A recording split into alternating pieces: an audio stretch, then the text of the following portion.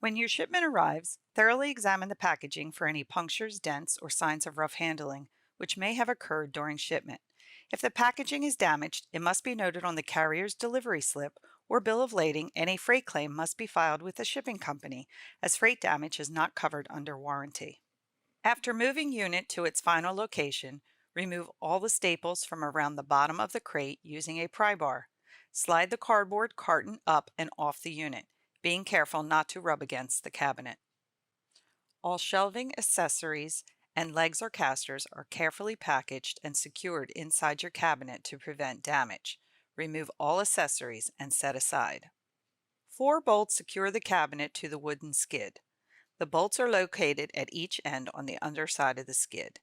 In order to remove these bolts, tilt the cabinet backwards and place wooden blocks at each end in order to hold it in its tilted position. Never lay your model on its front or sides.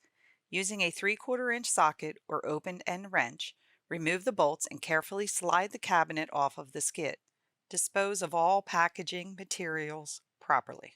A serial data tag is permanently attached to the inside right-hand wall of your unit. In addition to identifying the specific product, this label provides important information regarding electrical requirements and refrigeration charge, as well as agency listings and factory contacts. The model and serial number should be noted on the front cover of the operations manual provided with your unit.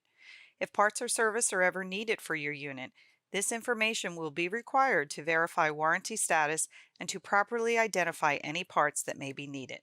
When considering a Continental Refrigerator unit, please contact the factory or visit our website at www.continentalrefrigerator.com for current product information, as our product specifications are subject to change without notice.